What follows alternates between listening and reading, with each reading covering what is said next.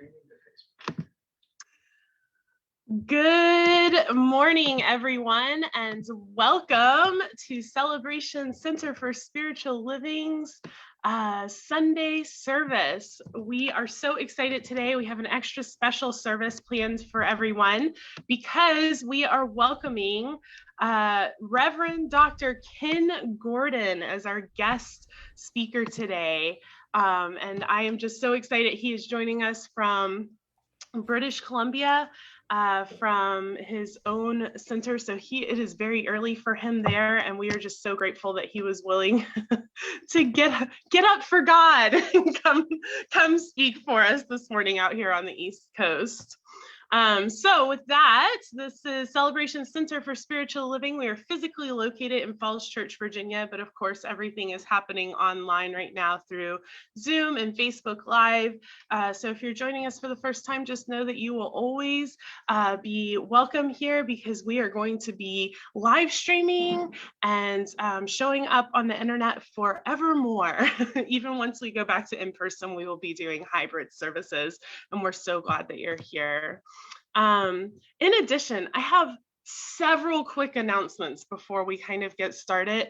First of all, I was informed last week after telling y'all how much that millennials love alliteration.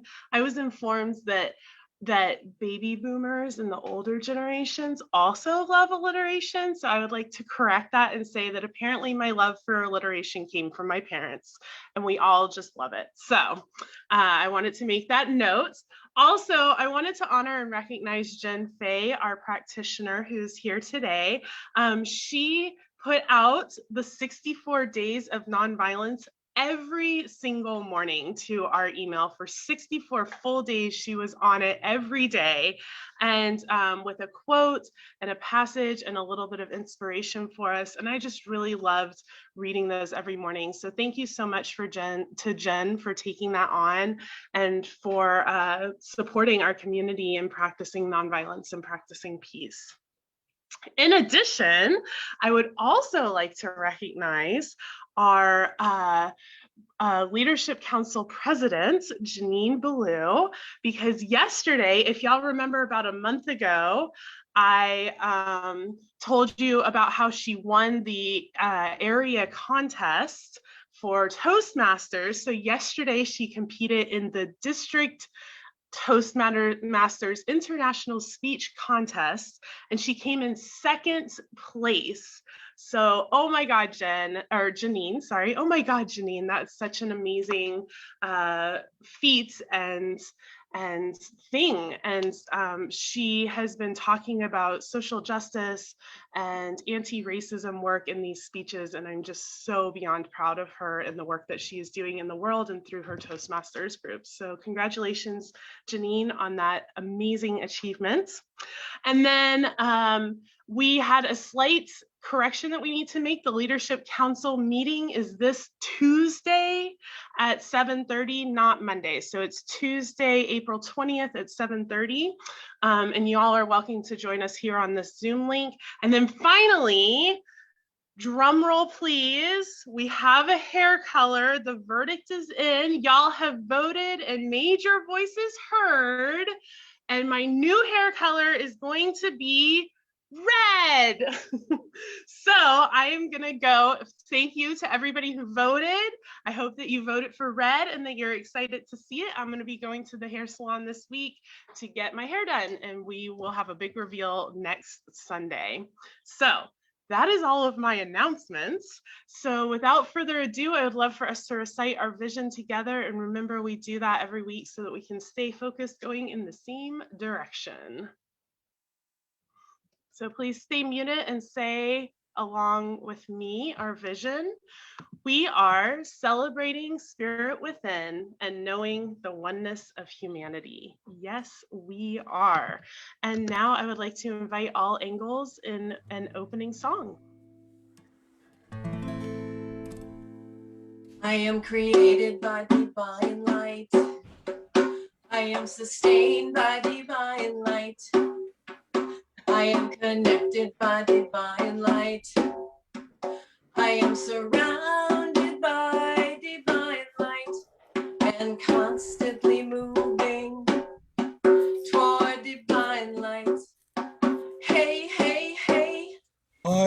created by divine light. I am sustained by divine light. I am connected by divine light. I am surrounded by divine light and constantly moving toward divine light. Hey, hey, hey. I am created by divine light. I am sustained by divine light. I am connected by divine light. I am surrounded by divine light and constantly moving toward divine light. Hey, hey, hey. I am created by divine light. I am sustained by divine light. I am connected by divine light. I am surrounded by divine light and constantly moving toward divine light. Hey, hey, hey. We are created by divine light. We are sustained by divine light. We are connected by divine light. We are surrounded by divine light and constantly moving toward divine light. Hey, hey, hey. We are created by divine light. We are sustained by divine light. We are connected by divine light. We are surrounded by divine light and constantly moving toward divine light. Hey, hey, hey. We are created by divine light. We are sustained by divine light. We are connected by divine light. We are surrounded by divine light and constantly moving toward divine light. Hey, hey, hey. We are created by divine light. We are sustained by divine light. We are connected by divine light. We are surrounded by divine light and constantly moving toward divine light. Hey, hey, hey.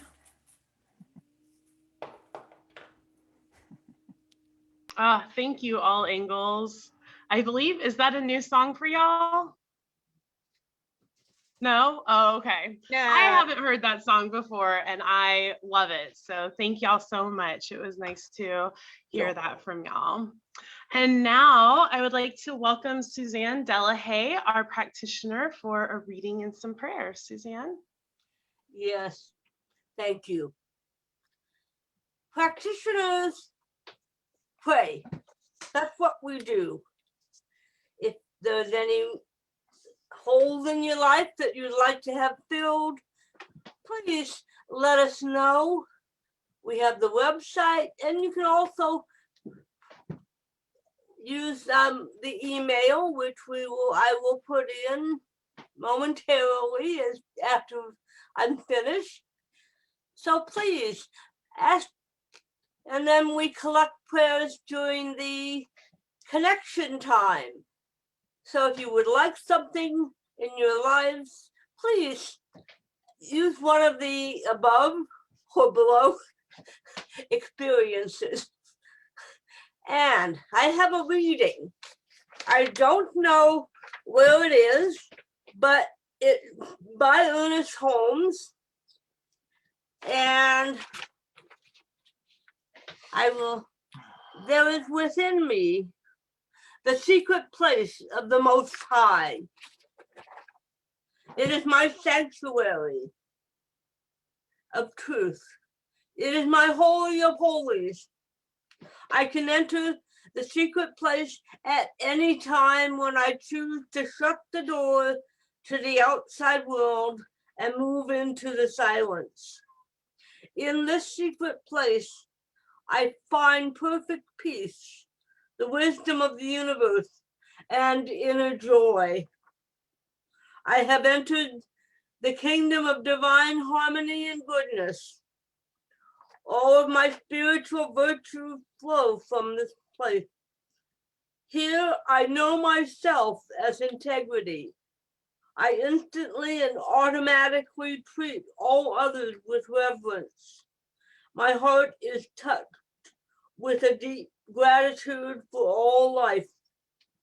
I choose not to get caught up in the vicissitudes of the relative world.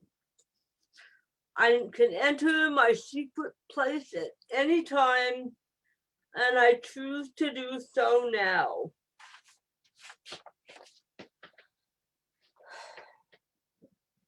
And as we quiet our minds and we enter into that secret place which is within us, it is our sanctuary. It is our holy place. It is where we know that we are indeed one with the divine, one with all spirit. And as we know this, we get our alignment with spirit. And we know that everything is well. Everything is guided by divine minds through us, regardless of appearances and judgments we may make. It is all God, God's actions, God's being through us. And knowing that divine right action is always taking place, there is only God, only God, only God. And knowing this, I welcome a brief moment of silence to experience the one expression through us all.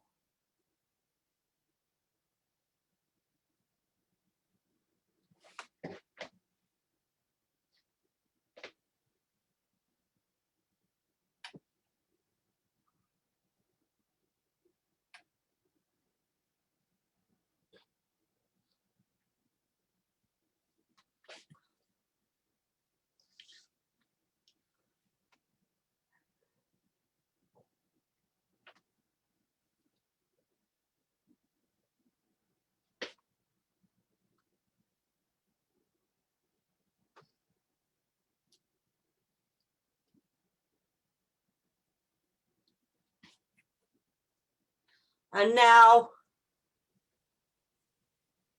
we know that the oneness of all is that it is pure, that it is in harmony, that it is truth. And I experience this oneness with all things.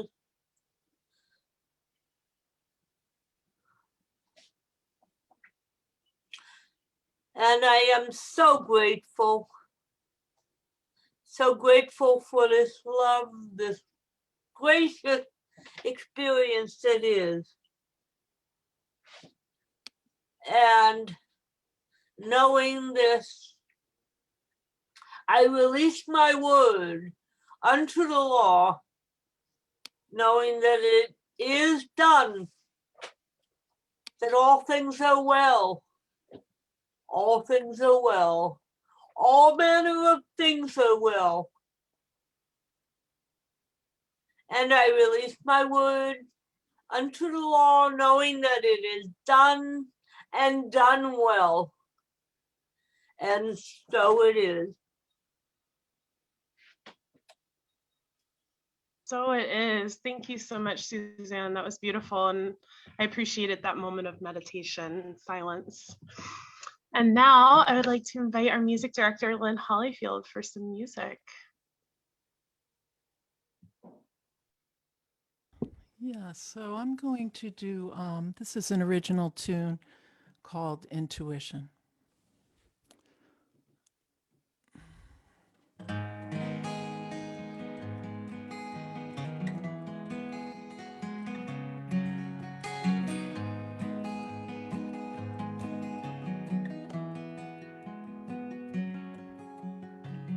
Intuition, an invitation to trust deeply.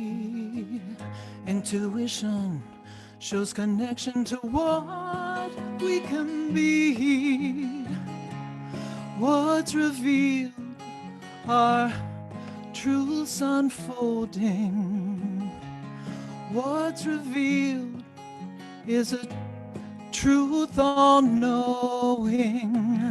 Intuition, a key to listen and learn. Intuition unlocks which way to turn. What's revealed are loving provisions. What's revealed are inner vision. Intuition, a universal knock on a door. Intuition, guidance comes to us once more. What's revealed are truths unfolding. What's revealed is a truth all knowing.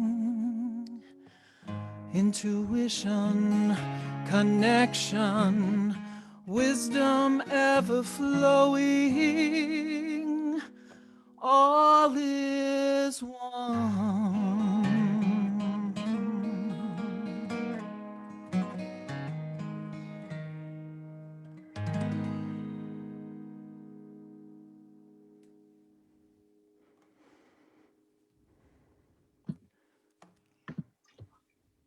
Thank you so much, Lynn. That was beautiful.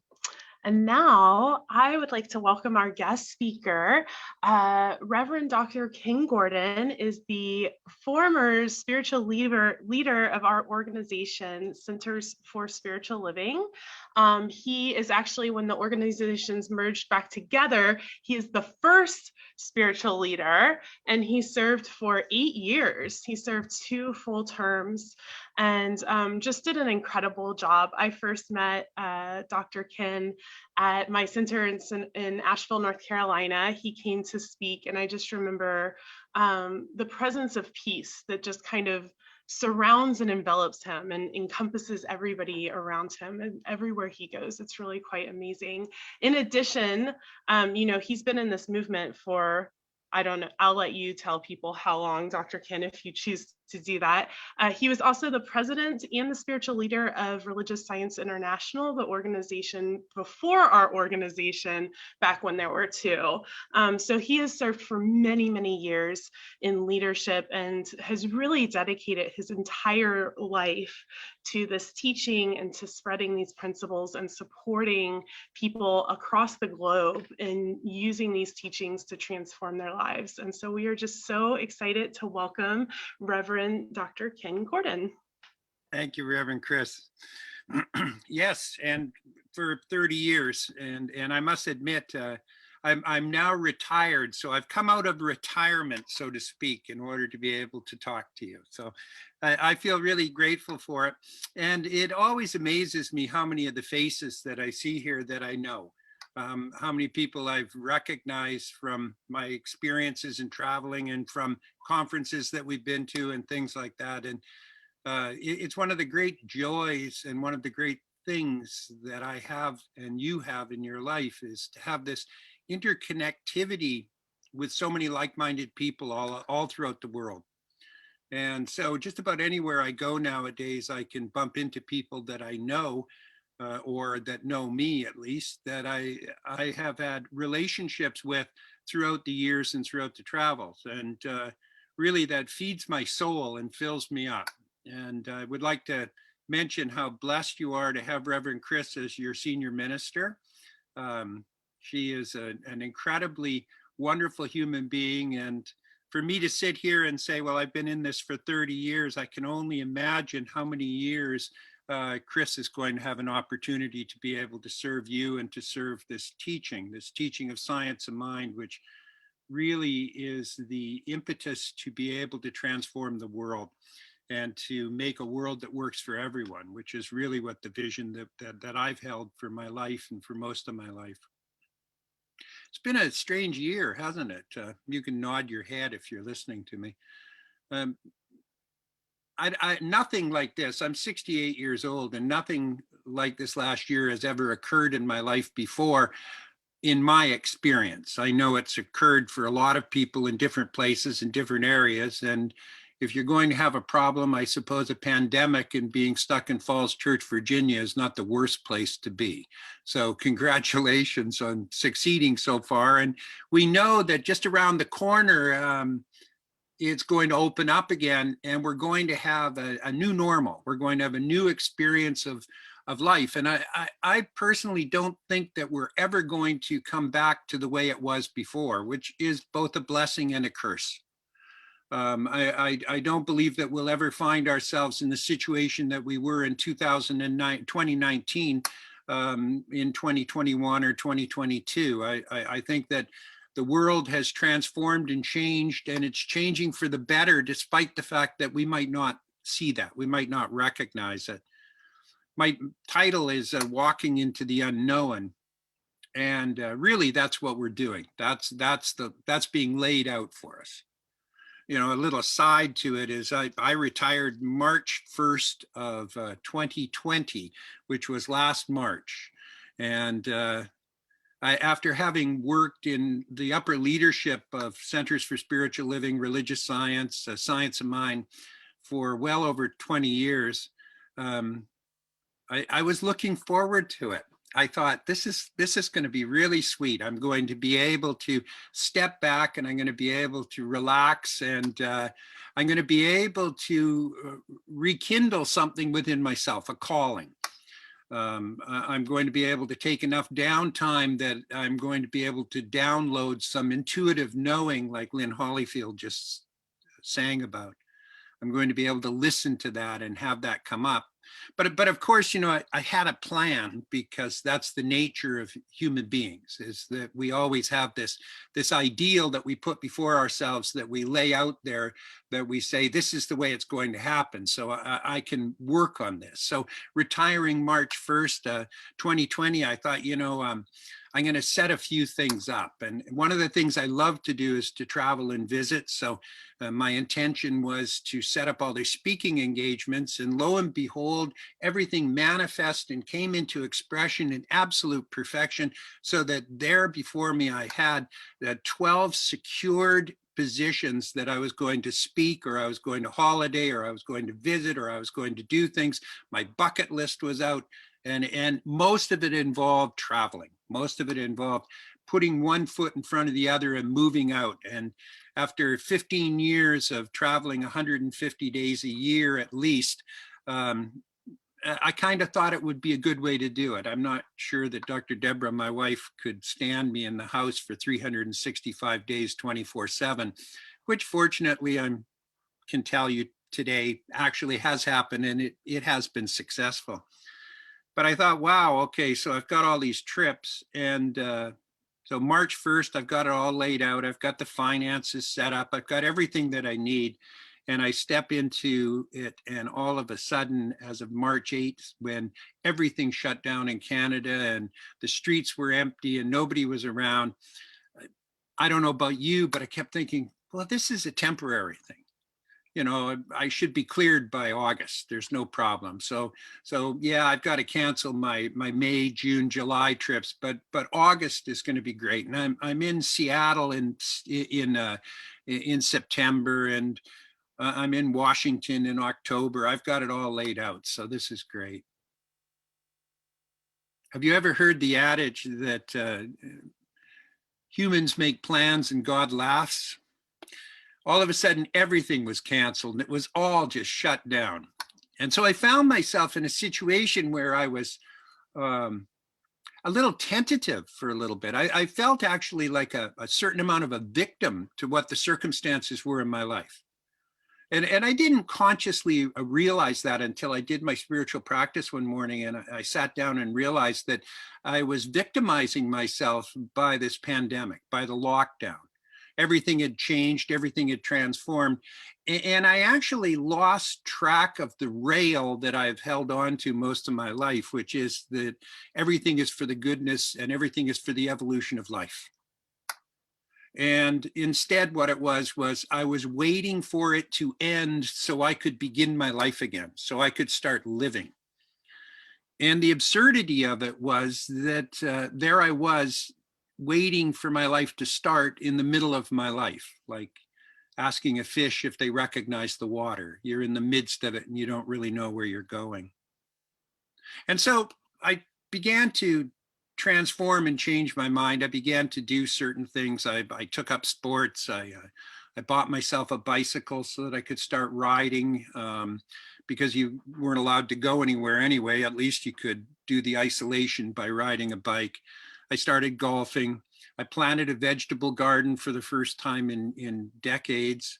I began to cook, and I began to find joy in the things that I was doing now here. And my life actually filled up. And there was still that part that lay behind me that kept saying, oh, no, it can hardly wait. You know, I've already got trips planned for the fall. So, I mean, it's still there. And who knows what's going to happen with it? I don't know whether it's going to be possible to do it or not possible to do it. It's beyond my comprehension. And I've given up trying to set the plan out to say this is the way it has to be, because it's no longer going to be that way. And probably a lot of us are exactly that way. Probably a lot of us are thinking we're setting plans for the future. And for the first time in my life, and I have no doubt it would be the first time in many people's lives, and I'm not putting this on you if you don't own it, but for the first time, there's this idea that maybe perhaps this isn't going to happen. Maybe this isn't going to unfold the way that I think it is. Who knows what's going to be happening in the fall? Who knows what's going to occur? You know, we're all witnessing and experiencing different things that are showing up, which we find quite shocking. And so we're really walking into the unknown, and it's a reflection of what we're accustomed to, possibly more than an effect that we're used to, that we can pre-plan or pre-set up so that we know what we're going to do and how we're going to do it. So it really, for me, required that I get in touch with my belief system, that I get back to what Dr. Holmes said. The way that he taught it was that we are constantly evolving. Emma Curtis Hopkins talking about this is good, good is God, and everything's good, and that it must be occurring and must be happening. Because the one thing that I know, not necessarily intellectually every minute, 24 hours a day, but the one thing that I know is that everything that occurs in my life takes me to a higher degree of awareness and connectivity than the one I had before. When the Angles started, they said constantly moving towards the divine light. And that's exactly what we're doing, is we're constantly moving towards the divine light. And this little peer perception of a hiccup, pardon me, I'm not used to talking in public. This little perception of a hiccup is only that. Life has always been moving forward. Think back on your own experience, your own life, the things that you've done, the times that you were in that you thought that you would never get through. The change in occupation and creativity, perhaps the change in a relationship, or maybe a change in health, or maybe a change in your love life. All laid out there though, and when we look back at it in the past, at least I recognize that it brought me to here, to the present moment. And I have no doubt that what's occurring right now will bring me into the future. It will pull me in perfection. You know, what I've discovered is that in order to be able to move and not become stagnant, in order to be able to move and not become embittered or resentful of life, it requires that I take chances, that I take dares, and that I push through what appears to be a door, which in reality is nothing more and nothing less than a veil, like our teacher Ernest talks about. A veil that gives us the opportunity to push it aside, to be able to move into something fresh, something new. And as human beings, quite often what happens is our tendency is to, as Suzanne said in her reading that Holmes said, is to hold on to the vicissitudes of life, the temporal, to be able to say, well, you know, this is the way it used to be. This is the way I'm used to. And if it's gone, oh God, oh, woe is me. My life is over. I don't know where I'm going to go or how I'm going to do this from this point forward. How I'm going to push through that doorway that I don't even know is a door, that veil that actually lays before me. To be able to become something new and step into the unknown with faith and with trust and with appreciation, with understanding, and mostly with a sincere depth that goodness is going to come from it and greatness is going to come from it. And there's going to be an awakening and a light that takes place when it occurs. And that I will become a more compassionate, more loving, more caring, more intelligent, more aware, more awakened human being than the one I was yesterday, and the one I was March 1st, 2020, or the one that I was March 1st, 1952. To be able to recognize that this journey that we have in life is always filled with steps into the unknown. There's always something before us. It always waits there for us to do it. And when we understand that the discomfort in our life, possibly pain that we have in our life, is an impetus that's pushing us into something new and something fresh.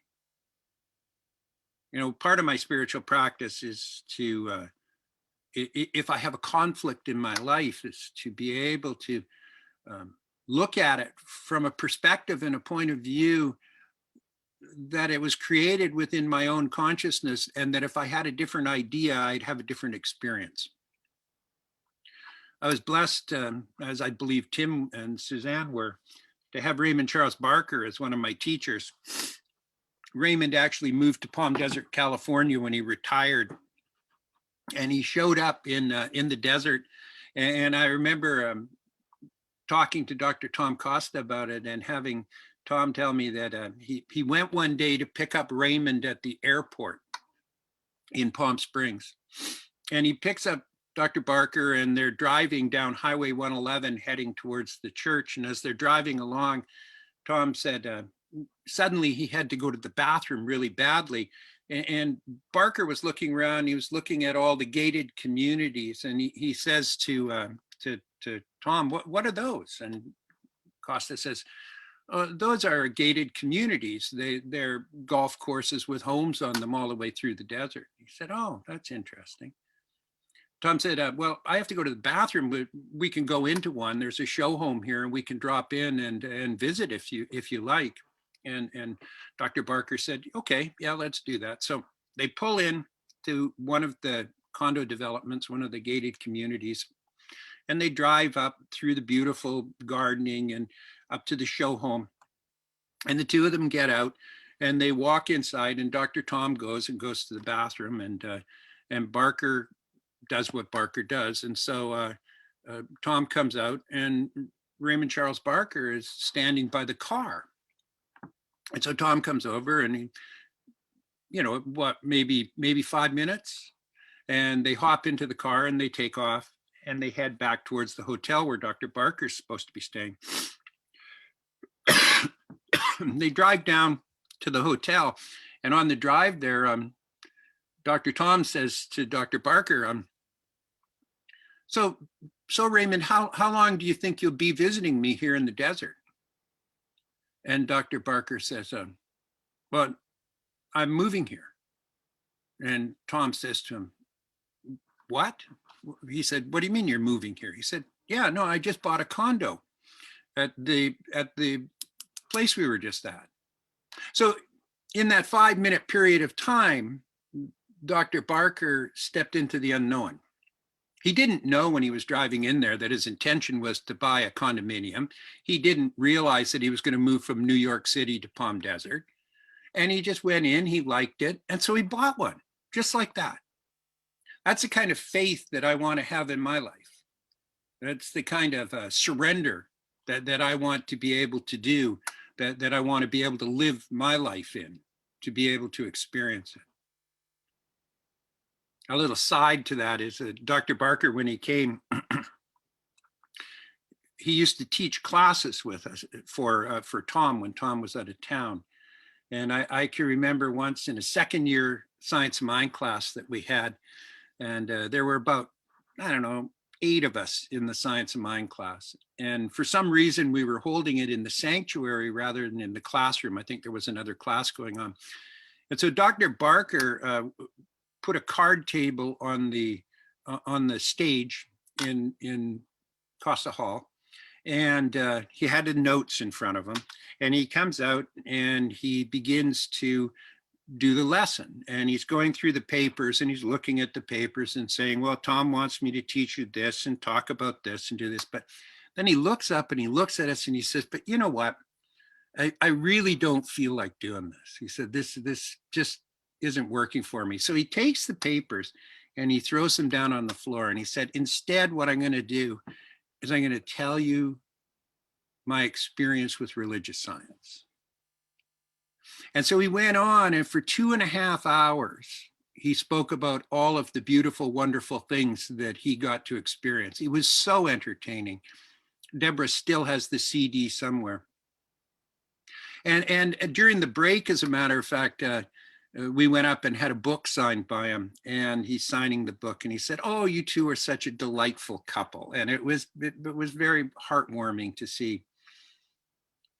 2 days later, Dr. Barker made his transition.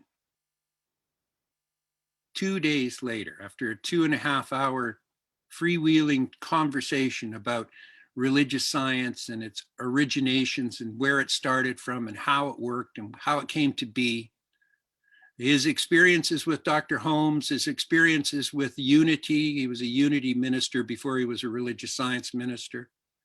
His experiences with the Fillmores.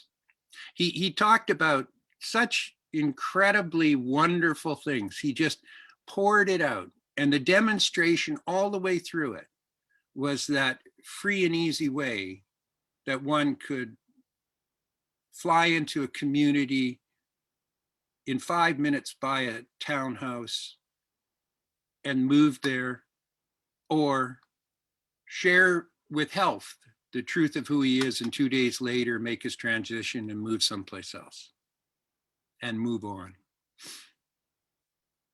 There's a freedom that we have when we're not frightened of the unknown. There's a freedom when we rely upon the faith of life as opposed to the vagaries or the vicissitudes of the world. That we actually know that we're birthed and we're born for a purpose of being able to move forward into life in perfection. And that everything that occurs and everything that takes place is for the goodness and the greatness of life, of being itself. When I was a child, maybe 10, 12 years old, I grew up here in Kelowna. Kelowna is on a large lake. It's about 90 miles long, 5 miles across. And our aquatic center was actually built on the lake. It wasn't an indoor pool. We would go as kids and get swimming lessons in a large aquatic center, which was open air outside. And they had a high board. It was probably 60 feet high, it went up. And as little kids, we would go there every day. It was a different world then. You know, I would leave home at 7 o'clock in the morning with a nickel in my pocket and a t-shirt and a pair of shorts and go and spend the whole day at the aquatic center playing with my friends, playing tag and swimming and things like that. This high board had 4 levels. It had first, which was a diving board. Second was a diving board. Third was a ramp that you could do special dives off. And fourth, at the very highest, was also one. And as kids, what we used to do is we used to run up the stairs and we'd go to first. And, you know, very early, I could jump off a first. It wasn't a big deal. And then I graduated so I could jump off a second, and that wasn't a big deal. That was only maybe 25 feet up in the air. But I was terrified of third and fourth. And I can remember going up on third and being really scared and hanging on to the railing as I went and looked over the edge and then running back down. And the day came when us kids dared each other, and sure enough, we jumped off a third, and it wasn't too bad a problem. But fourth was my terror. The high board, 60 feet above the water, 6 stories above the water. And we used to go up there and once again, 10 or 12 years old, and I would have to lay on the board and creep to the edge and peer over the edge. And then I was so frightened I'd fall. I wouldn't even stand up or crawl. I would literally go back and then come down the stairs. And one day though, we were all sitting around as little boys will do, in the stands around the aquatic, because they did shows there too. And we were all sitting around there in the open air in the sun in a beautiful day. And we got talking, and one of the people there said, I can jump off fourth. And the other said, nah, you can't. It came to me and I said, I think I could jump off fourth. And the older kid that was with us, the one that, you know who I'm talking about, he said, all right, do it. Oh my God.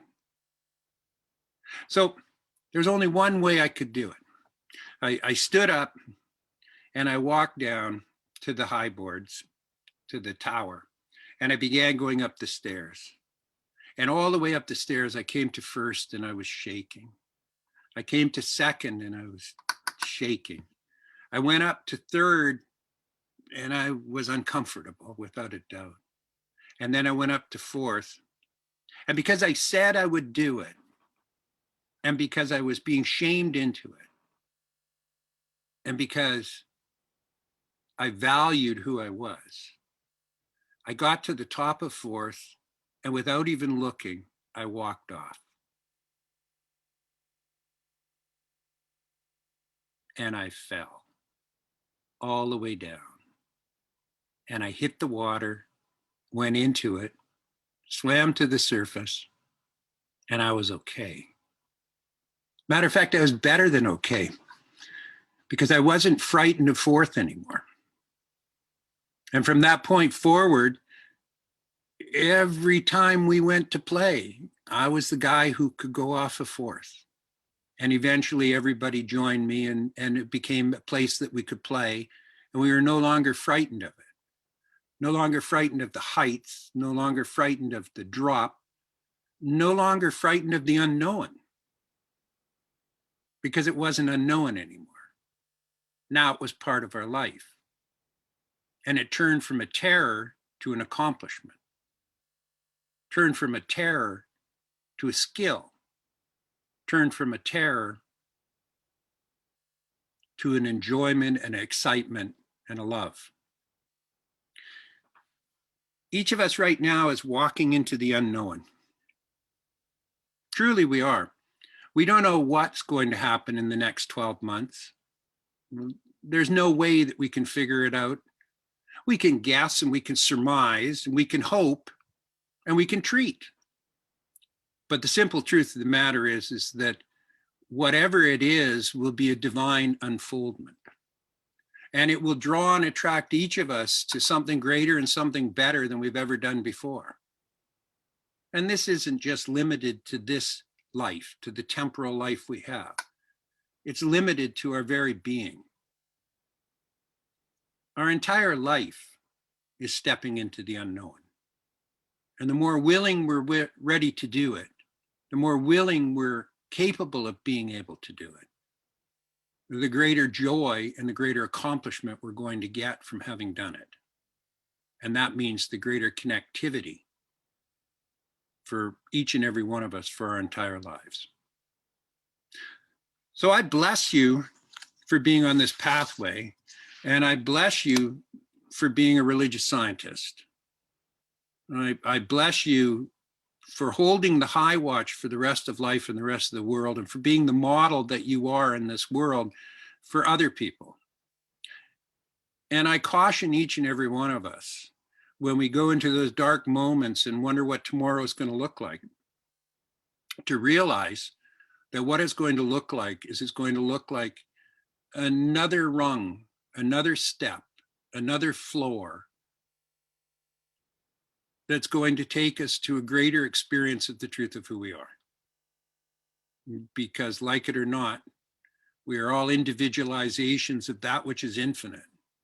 And therefore that infinite being will continue and continue and continue. Consciousness to consciousness ever expanding. And that's Dr. Holmes.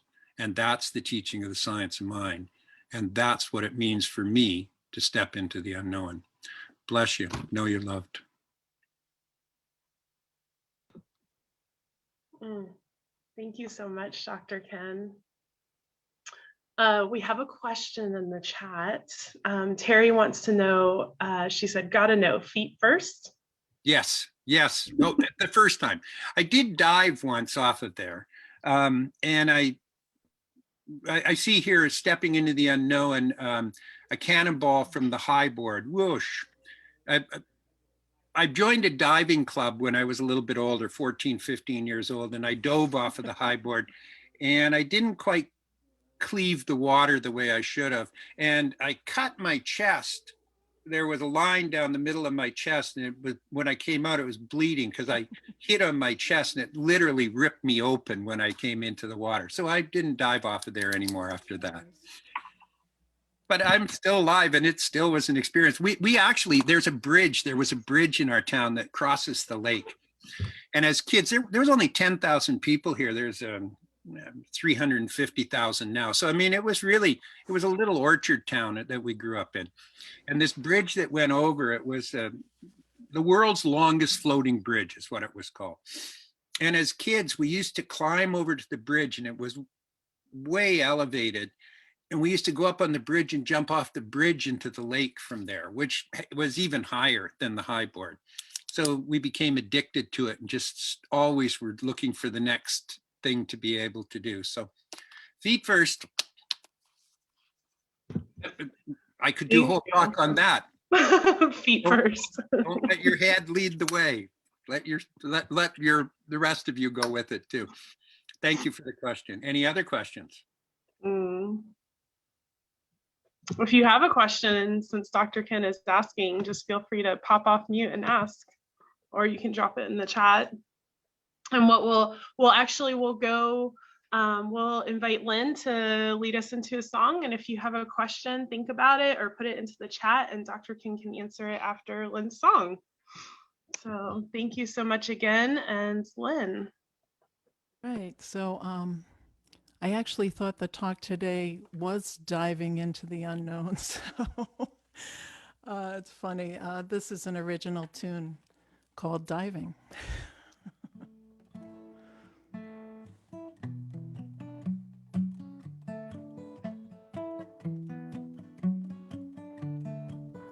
Diving,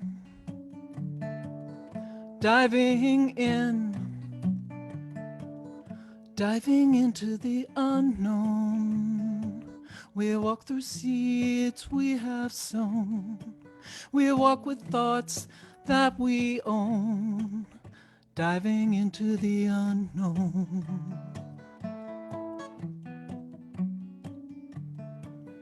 Diving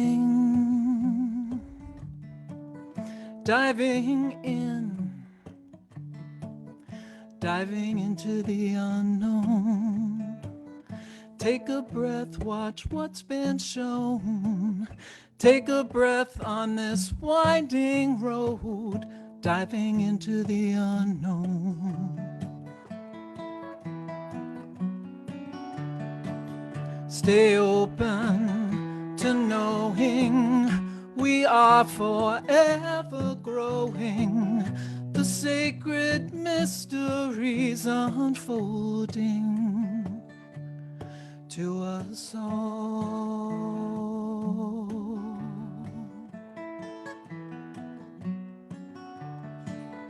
Diving in, diving into the unknown. Listening, what do you hear? Listening, throw away your fear. Diving into the unknown. Diving into the unknown. Drifting on the waves, guided by the silver stream. Freedom shows the way, tended by changing dreams.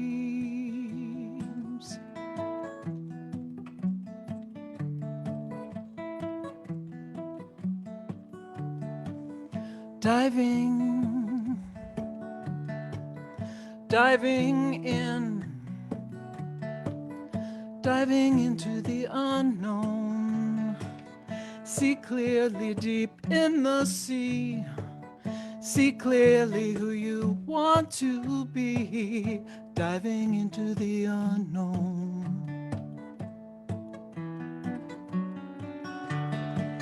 Stay open to knowing we are forever growing. The sacred mysteries unfolding to us all.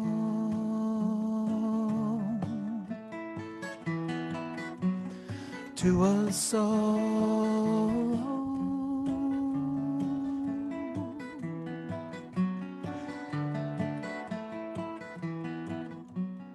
To us all.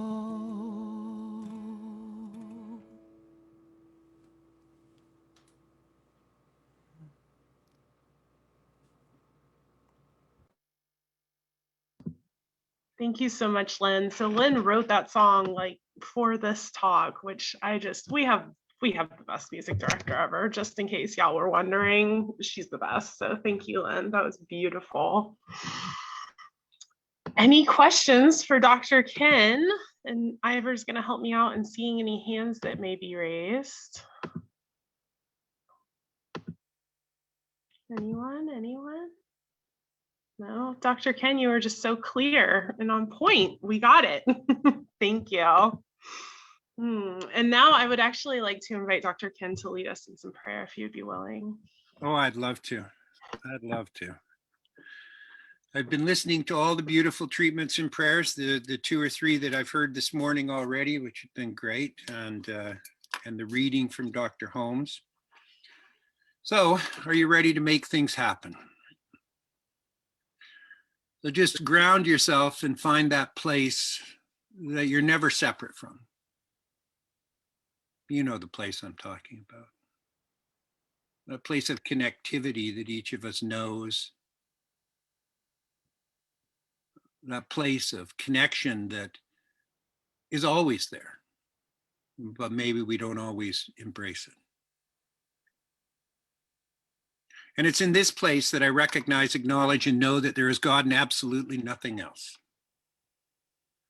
That it is God speaking, God looking, God watching, God hearing, God seeing, God experiencing. And I know that I'm unified with that power. That I don't need to do anything to warrant it or to earn it. It's just who I am and who you are and who we are and who everything is. So it's from this place that I ask each of us to release the vicissitudes of the temporal world.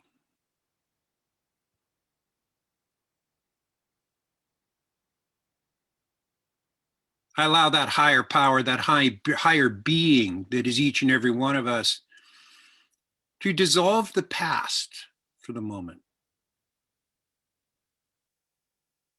Just release and surrender it.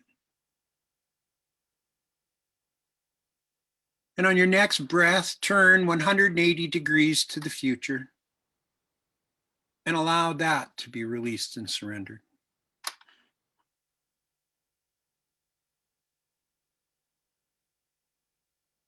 And recognize and know that you're in the present moment now. And without a past and without a future, without the memory of the history of our past, and without the possible anxiety or expectation of the future. There is only the present moment. And in that present moment is the vitality, the love, the light, the joy, the beauty of life itself. For all the power of the universe exists in the present moment. There is no pain, there is no anguish, there is no fear, there is no doubt.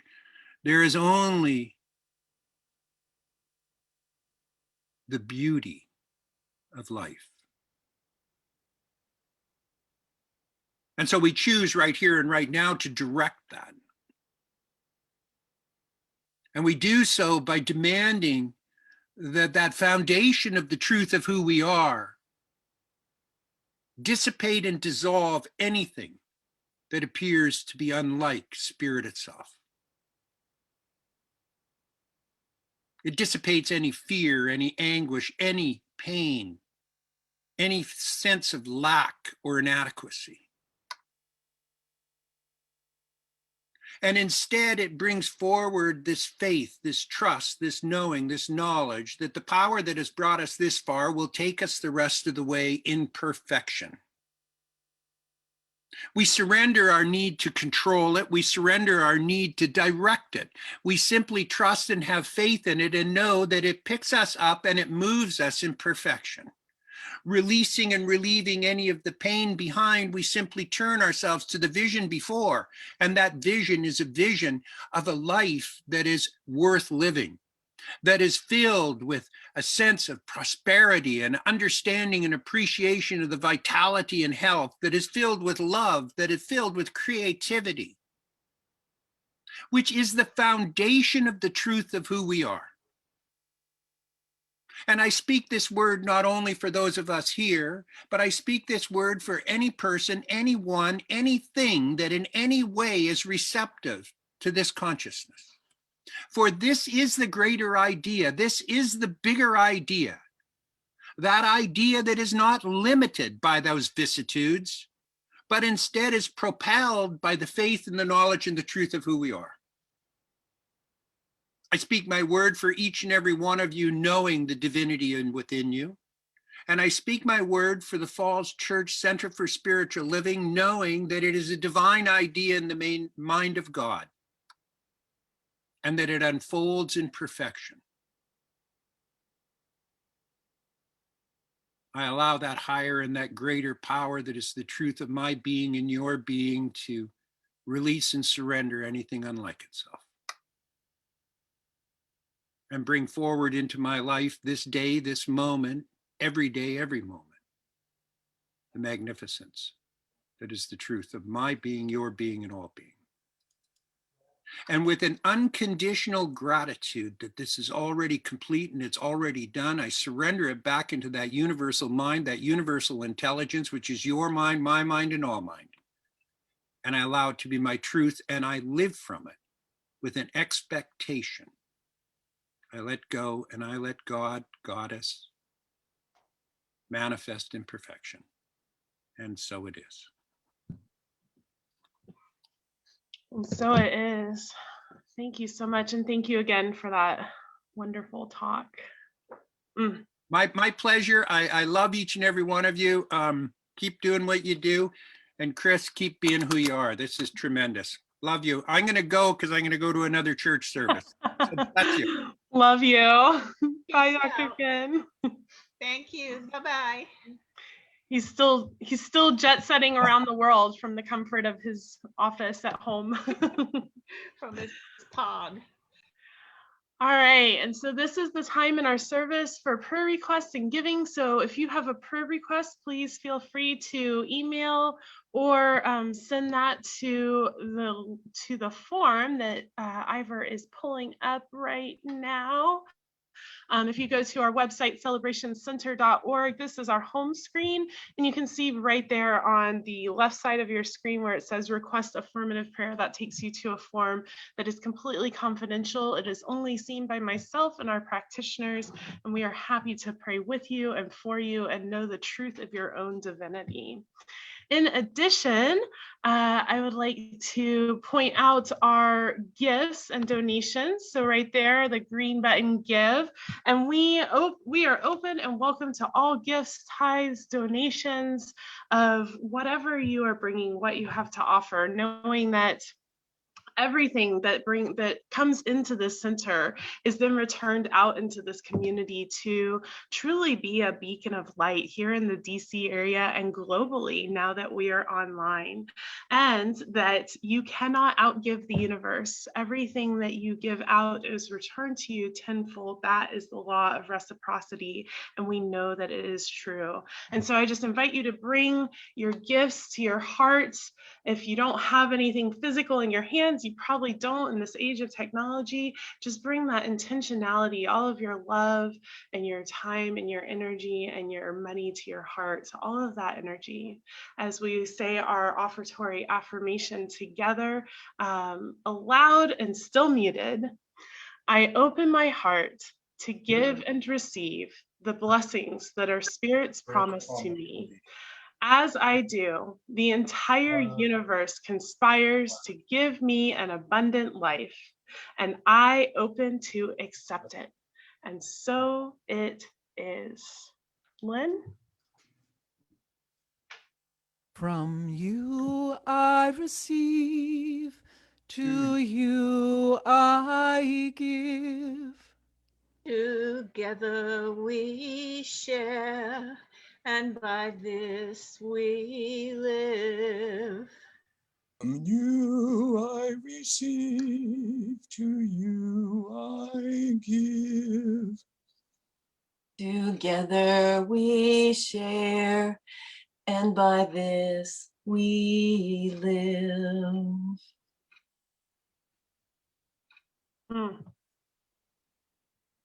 Beautiful. Thank you. That was gorgeous. Suzanne, would you like to bless the donations and prayer requests? Good. And knowing that as we receive the request for prayer, knowing that all is well with everything that is posted, we know that the health of God is the vitality of God. The prosperity and abundance of God is ours. The love of God flows through us. As these prayer requests come to us, we acknowledge the power of God. And we acknowledge the gifts that are given to us, to the center, for the growth of the center, for the wonderful expressions of life and love that is this center. I experience this life and love as we grow together.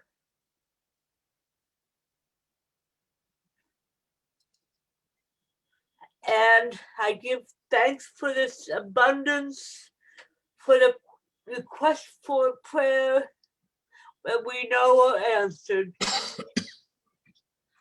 And as I release my word unto the law, I say, and so it is. So it is. Thank you, Suzanne. And now I'd like to invite Harrison Snow, the Vice President of our Leadership Council, to welcome new people and for some announcements. Yeah, thank you, Reverend Chris. And what a beautiful message we've been hearing today. So wonderful.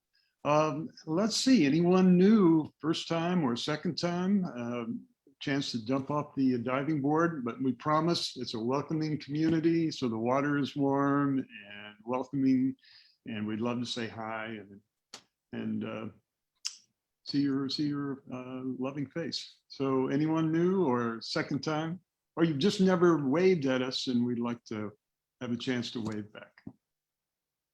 Hi, it's my Okay, first time on Zoom. All right, Connie. Hi, but I've been out to the center before the lockdown. Great, well, thank you. Lovely to have Thank you. This here. was beautiful. It was very helpful. Wonderful. Where are you calling from, Connie? Washington, DC, near Okay. Rock Creek Park. Yeah. All right, lovely, lovely. Well, Yeah. welcome. Thanks. Everyone, let's give a little welcome wave to Connie, and so glad she's here with us. So thank you. Anyone else new here? Okay, well, you feel free to jump in anytime if you feel inspired. And got a quick, 3 quick announcements, and they'll be in the chat. The first one, please register for Reverend Chris's new class, Mental Equivalence, before it fills up. This will be starting Wednesday, April 28th. It goes from 6:30 to 8:30 and goes for 5 weeks. So leap into the true potential, jump off your own diving board here into the universe, and discover how to expand your thinking, expand your consciousness, expand your mental equivalent for a whole new experience of life. So that you can register. The link is in the chat.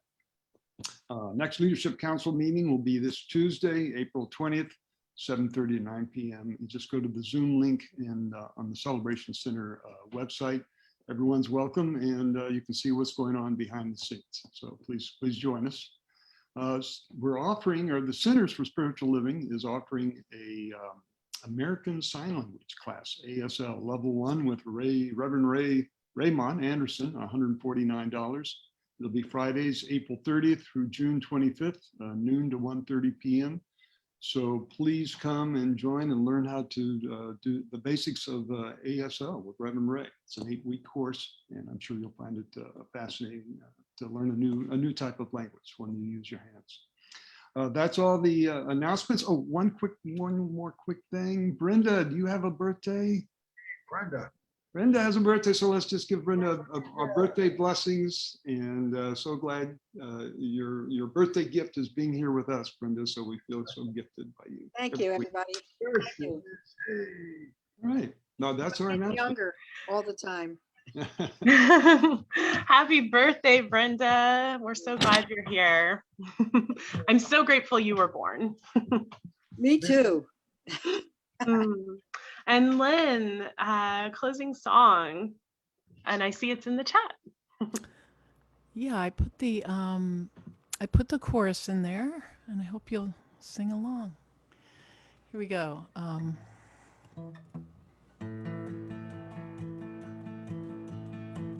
Looking forward, wonder what's happened to us. We are floating in a sea of love. Our choices are words, our voices are heard. Direct and guide our course, reverberate, we're never lost. When we keep our eyes on spirit, when we keep our eyes on God, wonders restoring what's been locked up inside is rising up. No more steep climbs, we're lifted up, we flow in time. When we keep our eyes on spirit, when we keep our eyes on God. Looking upward, there's more than what's before our eyes. We are swimming in a sea of light. Our vision is keen, our actions are seen. What we choose to do in time illuminates from our mind. When we keep our eyes on spirit, when we keep our eyes on God, wonders restoring what's been locked up inside is rising up. No more steep climbs, we're lifted up. We flow in time. When we keep our eyes on spirit, when we keep our eyes on God. Looking above the vast blue sky, ocean of light fills our eyes. Looking above at a dark, starry night, we're resting in love of divine light. When we keep our eyes on spirit, when we keep our eyes on God, wonders restoring what's been locked up inside is rising up. No more steep climbs, we're lifted up. We flow in time. When we keep our eyes on spirit, when we keep our eyes on God. No more steep climbs, we're lifted up. We flow in time.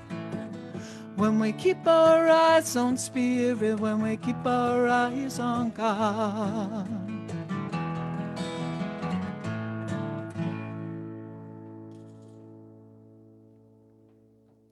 Thank you, Lynn. I love that one. And now I send all of us out into the world, and I invite each of us to jump off the high dive or possibly fall off the high dive feet first, and know that life catches us and we will be okay as we step out into the unknown. And with that, we say bye to our people on Facebook.